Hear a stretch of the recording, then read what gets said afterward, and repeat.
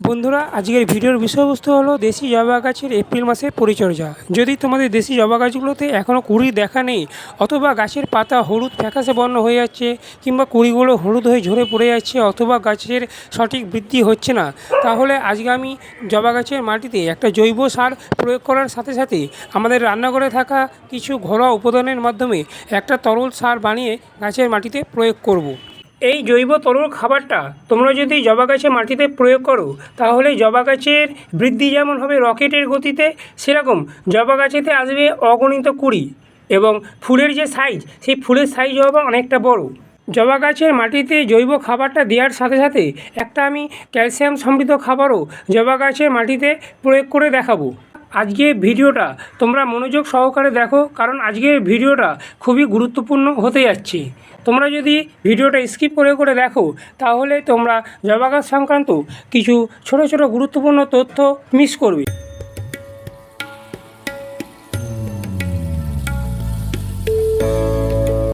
নমস্কার বন্ধুরা, সঞ্জয় হর্টিকালচার চ্যানেলে তোমাদের সবাইকে স্বাগত। বন্ধুরা, আজকে টাইটেল আর থাম্বনেল দেখে বুঝে গেছো যে আজকে আমি তোমাদের সাথে কী বিষয় নিয়ে আলোচনা করতে যাচ্ছি। গরমকালে আমরা দেশি জবা গাছ নার্সারি থেকে নিয়ে এসে টবের মধ্যে প্রতিস্থাপন করি এবং প্রতিনিয়ত গাছগুলোতে আমরা খাবার দিই। কিন্তু শুধু খাবার দেওয়ার ফলেই কিন্তু দেশি জবা গাছগুলো রকেটের গতিতে বাড়বে না, অথবা গাছেতে অনেক অগণিত পরিমাণে কুঁড়ি আসবে না। গাছটাকে সবুজ সতেজ রাখার জন্য এবং গাছেতে অনেক বেশি পরিমাণে কুঁড়ি আনার জন্য জৈব খাবার দেওয়ার সাথে সাথে কিছু ছোট ছোট কয়েকটা পরিচর্যা করতে হবে। যে পরিচর্যাগুলো যদি আমরা দেশি জবা গাছের ক্ষেত্রে করতে পারি, তাহলে গাছের বৃদ্ধি যেমন হবে দ্বিগুণ গতিতে, সেরকম গাছেতে আসবে অগণিত কুঁড়ি। এক নম্বর যে পরিচর্যাটা করতে হবে সেটা হলো, দেশি জবা গাছ হলো একটা গ্রীষ্মকালীন গাছ। শীতকাল আসার সাথে সাথে আমাদের এই দেশি জবা গাছগুলো ডরমেন্সি পিরিয়ডে চলে যায়, তখন কিন্তু দেশি জবা গাছগুলোর কোনো রকম বৃদ্ধি হয় না। ফেব্রুয়ারি মাস আসার সাথে সাথে দেশি জবা গাছগুলোর আমরা কাটাই ছাঁটাই করি এবং মার্চ মাস থেকে দেশি জবা গাছগুলো গ্রোথ নিতে শুরু করি। যেখানে দিনে 7 থেকে 8 ঘন্টা রোদ্দুর আসে, এরকম জায়গাতে আমাদের এই দেশি জবা গাছগুলোকে রাখতে হবে। যদি আমরা দেশি জবা গাছগুলোকে ছায়াযুক্ত জায়গাতে রেখে দিই, গাছের যেরকম বৃদ্ধি থমকে যাবে, সেরকম গাছেতে পোকামাকড়ের যে আক্রমণ, সেই পোকামাকড়ের আক্রমণ অনেকটা বেড়ে যাবে। 2 নম্বর যে পরিচর্যাটা করতে হবে সেটা হলো, টবের মাটিতে যদি এরকম আগাছা থাকে, এই আগাছাগুলোকে অবশ্যই তুলে ফেলে দিতে হবে। কারণ এই আগাছাগুলো যদি টবের মাটিতে থাকে, আমরা যখন টবের মাটিতে খাবার দেবো, সেই খাবারগুলো এই আগাছাগুলো গ্রহণ করে নেবে। এর ফলে জবা গাছ সঠিক পরিমাণে পুষ্টি পাবে না। পুষ্টি না পাওয়ার ফলে গাছের বৃদ্ধি যেরকম হবে না, সেরকম গাছেতে অসংখ্য পরিমাণে ফুলও আসবে না। তার সাথে মাসে 2 বার করে টবের মাটিটাকে হালকাভাবে এইভাবে খুঁড়ে দিতে হবে, যাতে আলো বাতাসটা টবের মাটির ভেতরে খুব সুন্দরভাবে পৌঁছতে পারে এবং গাছের শিকড়গুলো খুব দ্রুত বৃদ্ধি হয়।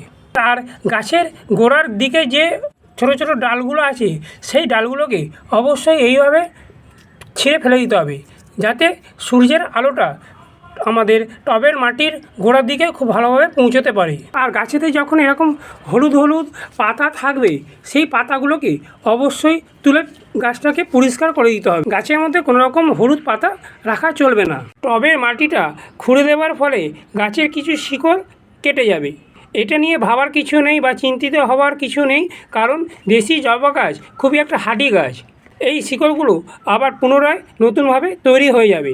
4 নম্বর যে পরিচর্যাটা করতে হবে সেটা হলো গাছেতে খাবারের ব্যবস্থাপনা। আমি টবের মাটিটা আগে থেকে খুঁড়ে রেখে দিয়েছিলাম, এবং খুঁড়ে দেওয়ার পরে মাসেতে একবার করে যে কোনো কম্পোস্ট সার টবের মাটিতে দিয়ে দিতে হবে। আমার দেশি জবা গাছটা একটা 8 ইঞ্চি টবের দেওয়া আছে, তাই আমি কম্পোস্ট সার 2 মুঠো সমান টবের মাটির চারপাশে দিয়ে দিচ্ছি। এখানে দিচ্ছি আমি ভার্মি কম্পোস্ট। তোমরা ভার্মি কম্পোস্টের পরিবর্তে 1 বছরের পুরনো পচানো গোবর সার কিংবা পাতা পচা সারও দিতে পারো। 8 ইঞ্চি টবে দিচ্ছি আমি 2 মুঠো সমান কম্পোস্ট সার। তোমাদের যদি 10 ইঞ্চি টব হয়, তোমরা 3 মুঠো সমান কম্পোস্ট সার দিয়ে দেবে মাসে একবার করে। এই কম্পোস্ট সারটা গাছের বৃদ্ধির জন্য অত্যন্ত জরুরি একটা প্রয়োজনীয় উপাদান। এই কম্পোস্ট সারের মধ্যে থাকে নানা রকম মাইক্রো ও ম্যাক্রো নিউট্রিয়েন্ট, যা গাছের খনিজ পদার্থের অভাব দূর করতে ভীষণভাবে সাহায্য করে। টবের মাটিতে কম্পোস্ট সার দেওয়ার পর এই 8 ইঞ্চি টবেতে একটা জৈব খাবার আমি দেবো। এরকম যে চামচ দেখছ, এই চামচের 1 চামচ নিয়েছি আমি নিম খোল, 1 চামচ শিং চাঁচা, 1 চামচ হচ্ছে হলুদ গুঁড়ো, আর 2 চামচ হচ্ছে পাকা কলার খোসার গুঁড়ো। তোমরা পাকা কলার খোসার গুঁড়োর জায়গায় পেঁয়াজের খোসার গুঁড়ো অথবা বায়ো পটাশও নিতে পারো। আর যদি রাসায়নিক সার হয়, সেই রাসায়নিক সার যদি এমওপি বা এসওপি হয়, সেটা 1/2 চামচ মতো নিয়ে নেবে 8 ইঞ্চি টবের জন্য। আর এখানে নিয়েছি আমি 1 চামচ চা পাতা, যে চা খাই সেই চা পাতা, র চা পাতা। আর 1/2 চামচ নিয়েছি ব্লাড মিল্ক বা রক্তসার। এই রক্তসার বা ব্লাড মিল্ক গাছের পাতাকে সবুজ করতে ভীষণভাবে সাহায্য করে। এটা অপশনাল, এটা যদি তোমাদের কাছে থাকে দেবে, না হলে দেওয়ার কোনো দরকার নেই। আর ক্যালসিয়ামের অভাব পূরণ করার জন্য এখানে নিয়েছি একটা আমি চক। এই চকের মধ্যে প্রচুর পরিমাণে ক্যালসিয়াম থাকে। তোমাদের হাতের কাছে যদি চক না থাকে তাহলে তোমরা ডিমের খোসা গুঁড়ো নিতে পারো। ক্যালসিয়ামের অভাবের জন্যই কিন্তু জবা গাছের কুঁড়ি অধিকাংশ ক্ষেত্রে হলুদ হয়ে ঝরে পড়ে যায়। 8 ইঞ্চি টবের জন্য এরকম একটা চক, এই চকের অর্ধেকটা আমি দিয়ে দেবো। এরকম অর্ধেক করে নিয়েছি, এই পাশে একটা দিয়ে দেবো। এই পুরো খাবারটা একে অপরের সাথে খুব ভালোভাবে মিশিয়ে টবের চারপাশে এইভাবে দিয়ে দেবো। এই জৈব খাবারটা মাসে 2 বার করে দিতে হবে। আর জবা গাছ খেতে ভীষণভাবে পছন্দ করে, তাই মাসে 2 বার করে জৈব খাবার টবের মাটিতে দেওয়া অত্যন্ত জরুরি। জৈব খাবারটা সঠিক পরিমাণে যদি দিতে পারো জবা গাছের মাটিতে, তাহলেই কিন্তু জবা গাছের যে ফুলের সংখ্যা অথবা কুঁড়ির সংখ্যা আসবে অনেক বেশি পরিমাণে। খাবারগুলো দিয়ে দেওয়ার পরে ওপর থেকে তুলে নেওয়ার যে মাটিটা, সেটা আমি এইভাবে খাবারের ওপরে মালচিং করে দিচ্ছি। মাটিতে খাবার দিয়ে দেওয়ার পরে ভরপুর মাত্রায় এইভাবে জল দিয়ে দিতে হবে। আর আমি যে খাবারগুলো দেখালাম, এই খাবারগুলো 8 ইঞ্চি টবের জন্য দেখালাম। তোমাদের যদি 10 ইঞ্চি টব হয়, তাহলে খাবারের পরিমাপটা তোমরা ডবল করে নেবে। আর চকটা যদি তোমরা 10 ইঞ্চি টবেতে দিতে চাও, তাহলে ওই অর্ধেকটা দেবে। একটা লম্বা যে চক, সেই চকের অর্ধেকটা 10 ইঞ্চি টবের দিয়ে দেবে। জৈব খাবারটা দিয়ে দেওয়ার পরে জবা গাছের মাটিতে একটা তরল লিকুইড ফার্টিলাইজার দিতে হবে। যে তরল লিকুইড ফার্টিলাইজারটা আমরা যদি জবা গাছে মাটিতে প্রয়োগ করি, তাহলে গাছের বৃদ্ধি যেমন হবে রকেটের গতিতে, সেরকম গাছেতে ফুলের যে সংখ্যা, সেই ফুলের সংখ্যা আসবে অগণিত। এই লিকুইড ফার্টিলাইজারটা জবা গাছের মাটিতে কতদিনের অন্তর অন্তর দিতে হবে এবং কিভাবে বানাতে হবে, চলো সেটা আমি তোমাদের দেখিয়ে দিচ্ছি। এখানে আমি 500 ml করে 3টে কন্টেনারে প্লেন জল নিয়েছি। এই 500 ml প্লেন জলেতে আমরা যে পাকা কলা খাই, সেই পাকা কলার খোসার 3 থেকে 4টে দিয়ে দেবো। টুকরো টুকরো করে কেটে জলের মধ্যে এইভাবে দিয়ে দেবো 500 ml মতো জলেতে। আর একটা 500 ml মতন জলেতে দেবো এখানে আমি আলুর খোসা, 2 থেকে 3টে আলুর খোসা এই 500 ml মতো জলেতে দিয়ে দেবো। আর একটা 500 ml মতো জলেতে দেবো এখানে আমি চা পাতা, 1 চামচ মতো চা পাতা 500 ml মতো জলেতে দিয়ে দেবো। 3টে লিকুইড ফার্টিলাইজার আমি ডিকম্পোস্ট করতে দেবো 1 সপ্তাহ মতন। 3টে তরল খাবারকে 1 সপ্তাহ মতন ডিকম্পোস্ট করে নেবার পরে একটা ছাঁকনির সাহায্যে ভালোভাবে ছেঁকে নিতে হবে। প্রথমে আমি দিচ্ছি এখানে আলুর খোসার জল।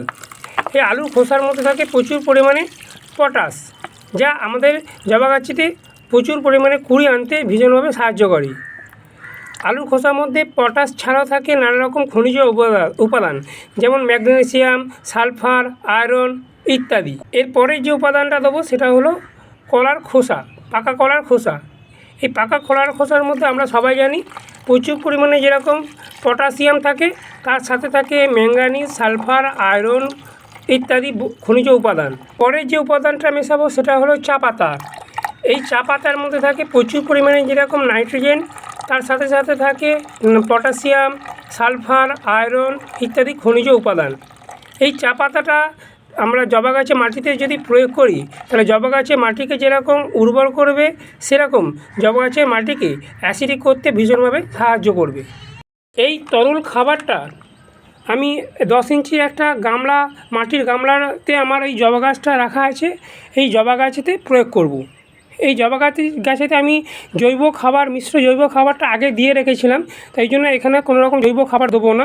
এখানে আমি এই তরল খাবারটা অনুষ্ঠান বাড়ির যে কাপ আছে, সেই কাপে 5 কাপ মতন দিয়ে দেবো। এই তরল খাবারটা প্রত্যেক 10 দিনের অন্তর অন্তর জবা গাছে মাটিতে প্রয়োগ করতে হবে। 1 নম্বর যে পরিচর্যাটা করতে হবে সেটা হলো জবা গাছেতে জৈব খাবারটা দিয়ে দেবার 3 থেকে 4 দিন পরে একটা মাইক্রো নিউট্রিয়েন্ট জবা গাছের পাতাতে স্প্রে করতে হবে এবং মাটিতে কিছুটা পরিমাণ দিয়ে দিতে হবে। এই গরমকালেতে আমি কোনো রকম রাসায়নিক মাইক্রো নিউট্রিয়েন্ট বা অনুখাদ্য দিই না, আমি দিই জৈব অনুখাদ্য, সেটা হলো সাগরিকা। এই সাগরিকা 1 লিটার জলে 5 ml দিয়ে সকালের দিকে অথবা বিকেলের দিকে গাছের পাতাতে স্প্রে করে দিই। এর ফলে জবা গাছেতে কোনো রকম খনিজ পদার্থের যে অভাব সেটা লক্ষ্য করা যায় না। 6 নম্বর যে পরিচর্যাটা করতে হবে সেটা হলো রোগ এবং পোকা। গরমকালে পোকামাকড়ের আক্রমণ জবা গাছেতে অনেকটা বেশি পরিমাণে হয়। যেহেতু প্রচণ্ড গরমকাল, এই জন্য আমি কোনো রকম রাসায়নিক কেমিক্যাল গাছের পাতাতে স্প্রে করি না। রাসায়নিক কেমিক্যাল যদি গরমকালে গাছের পাতাতে স্প্রে করা হয় তাহলে কিন্তু কম বেশি হলে গাছের পাতা পুড়ে যেতে পারে। প্রত্যেক মাসে 2 বার করে আমি জবা গাছের পাতাতে যে কীটনাশকটা স্প্রে করি সেটা হলো নিম অয়েল। এই নিম অয়েল 1 লিটার জলে আমি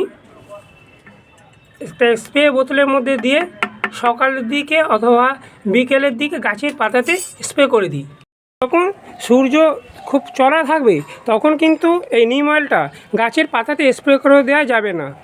সকালের দিকে যখন হালকা রোদ্দুর থাকবে তখন এই নিম অয়েলটা গাছের পাতাতে এইভাবে স্প্রে করে দিতে হবে, অথবা বিকেলের দিকে। প্রত্যেক মাসে যদি 2 বার করে এই কীটনাশকটা গাছের পাতাতে স্প্রে করে দেওয়া যায় তাহলে গাছেরতে কোনো রকম পোকামাকড়ের যে আক্রমণ সেই পোকামাকড়ের আক্রমণ হবে না। আর মাসে 1 বার করে যে কোনো ফাঙ্গিসাইড 1 লিটার জলে 2 গ্রাম গুঁড়ে সকালের দিকে অথবা বিকেলের দিকে গাছের পাতাতে স্প্রে করে দিলে গাছেতে কোনো রকম ফাঙ্গাসজনিত লক্ষণ দেখা যাবে না।